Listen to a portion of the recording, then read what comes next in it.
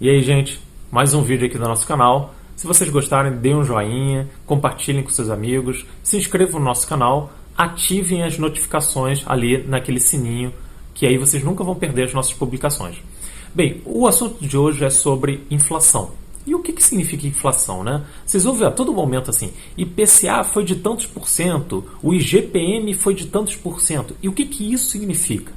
Pense o seguinte, a inflação, ela corrói o seu poder de compra. Exemplo, vamos supor que a inflação ao longo de um ano foi de 10%. O que significa que o que você conseguia comprar com R$100, digamos, no começo de um ano, você vai precisar, para comprar a mesma quantidade de produtos, R$110 ao final de um ano. Ou seja, o seu poder de compra diminuiu. E onde que isso aparece nas nossas vidas, né?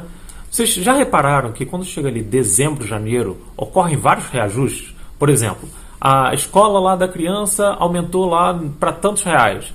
A passagem de ônibus aumentou tantos por cento. E por que isso acontece, né? Geralmente os contratos com prestadores de serviços e por aí vai, eles são reajustados, no mínimo, pela inflação. Aí vocês vão falar, pô, peraí, Felipe, eu já vi passagem de ônibus aumentar muito mais do que a inflação. É verdade. Existem outros fatores aí relacionados, mas no mínimo, em geral, eles colocam lá a correção pela inflação. Mas que índice que vai ser usado? IPCA, IGPM? O IPCA é o índice oficial do governo. Ele é medido pelo IBGE. O IGPM, ele é um índice de inflação medido pela Fundação Getúlio Vargas, FGV. Tá? A gente vai falar bem específico aqui sobre o IPCA. Como é que se mede isso, né? Imagine o seguinte, imagina que você tem diversos setores, energia, transporte, o teu combustível, o preço do tomate, do arroz, etc. E você acompanha o preço deles ao longo de meses. Vocês vão observar que ocorreram aumentos, né? Ou às vezes, eventualmente, decréscimos. Aí vocês vão falar, não, peraí, Felipe, eu nunca vejo o preço diminuir. Acontece sim. Exemplo. Suponha que você tenha lá, já aconteceu, né? O preço do tomate estava R$10 o quilo. Caramba, aí todo mundo ficava desesperado. Meu Deus, está muito alto esse valor lá do tomate. Mas aí veio um outro mês e ele veio para R$6 o quilo. Houve uma deflação, houve uma diminuição do valor daquele tomate. Bem, e por que ocorrem esses aumentos, né?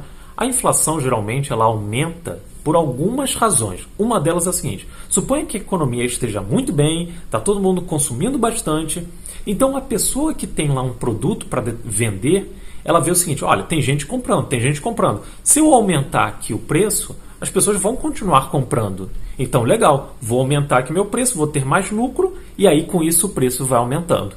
Bem, existem outros fatores? Existem. Por exemplo, você tem lá uma chuva absurda que acabou com a parte lá da agricultura e com isso a quantidade de pés de alface diminuiu demais. Então, se você tem poucos produtos na mesa, aquele produto passa a ficar muito caro, porque ele está muito escasso. Então, há um aumento violento naquele preço daquele determinado produto porque ele está escasso. A gente viu isso na greve dos caminhoneiros, por exemplo. Bem, e como é que isso impacta no setor de investimentos, né?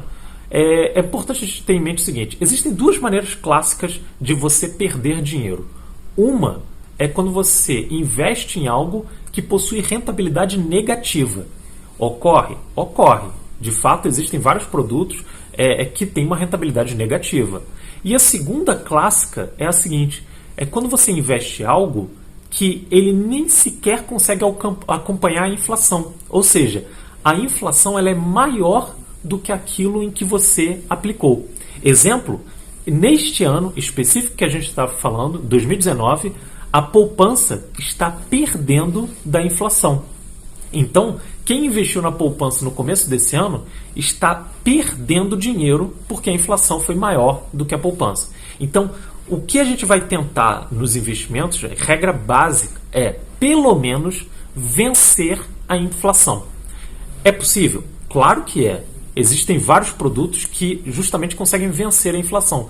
E existem produtos muito interessantes que, inclusive, se você emprestar aquele teu dinheiro lá para o banco, etc., porque é isso que você está fazendo ao investir, ele vai te pagar o IPCA mais uma certa porcentagem. Então, ou seja, você sempre vai conseguir ficar acima da inflação. Mais para frente, a gente vai falar sobre um determinado tema que é muito importante, chamado juros reais. O que significa isso?